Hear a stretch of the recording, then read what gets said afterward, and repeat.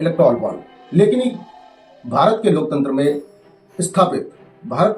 में स्थापित गोदी मीडिया के नाम से प्रचलित गोदी मीडिया इस पे खबर नहीं बनाएगा और ना ही दिखाएगा और ना ही इस पे बात करेगा। वो बात करेगा खालिस्तानियों के बारे में, वो बात करेगा कहीं ना कहीं पाकिस्तानियों के बारे में, वो बात करेगा कहीं ना कहीं मंदिर के बारे में, और जिससे कि आपका ध्यान भटकता रहे और आप असल मुद्दे की बात न समझ सकें। असल मुद्दे की बात बताएं तो भारतीय जनता पार्टी।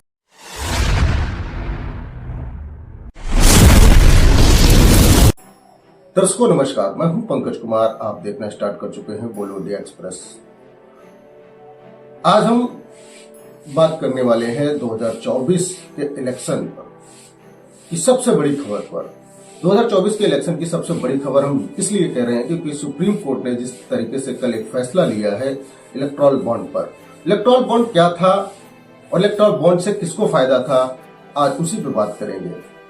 2017-18 में मोदी सरकार ने इलेक्टोरल बॉन्ड को भारत के लोकतंत्र में लेकर आई। इलेक्टोरल बॉन्ड की बात करेंगे तो उसका सीधा सीधा मतलब ये है कि हम किसी से भी पैसे, किसी भी पार्टी से या किसी भी व्यापारी से या किसी भी उद्योगपति से या किसी से भी हम इलेक्टोरल बॉन्ड के जरिए चंदा ले सकते हैं और अपनी पार्टी को मजबूत कर सकते हैं।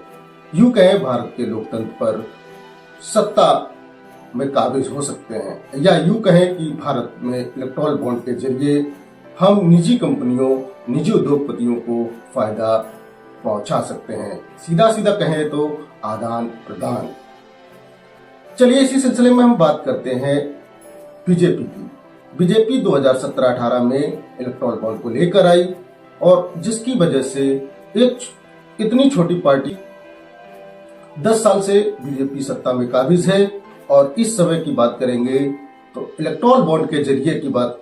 आज बहुत बड़ा खुलासा सुप्रीम कोर्ट ने कर दिया कि ये असंवैधानिक है, इसको आप लोकतंत्र में नहीं लिया जा सकता है। और उसके बाद जिस तरीके से सुप्रीम कोर्ट ने इलेक्टोरल बॉन्ड को असंवैधानिक करार दिया है, उसके बाद मान लो कि इलेक्शन 2024 में एक कोई यू टर्न आने वाला है। अब यू टर्न क्या है क्या नहीं है ये तो भारत की जनता तय करेगी, और सबसे बड़ा फ्रॉड अगर मोदी सरकार ने किया है वो इलेक्टोरल बॉन्ड के जरिए किया है। उसमें सीधा सीधा मतलब ये है इलेक्टोरल बॉन्ड के जरिए कि आप हमें पैसा दें, जब आप हमें कुछ पैसा देंगे या हमारी सहायता करेंगे तो हम भी तो आपकी सहायता करेंगे। ठीक उसी तरीके से जिस तरीके से अडानी ने इलेक्टोरल बॉन्ड के जरिए मोदी सरकार को, भारतीय जनता पार्टी को पैसे दिए होंगे, इसीलिए तो भेल बेच दिया, ये बेच दिया, वो बेच दिया, बात करें तो एयरपोर्ट दे दिया, कहीं कुछ दे दिया, कहीं कुछ दे दिया, इसीलिए तो ये सारी चीजें हो रही थी। पीछे आप फोटो में देखिए तो सबसे ज्यादा अगर बॉन्ड में फायदा मिला है तो 700 करोड़ से ज्यादा गवर्नमेंट बीजेपी को मिला है, और ये सबसे बड़ा मुद्दा है इस समय इलेक्टोरल बॉन्ड। लेकिन भारत के लोकतंत्र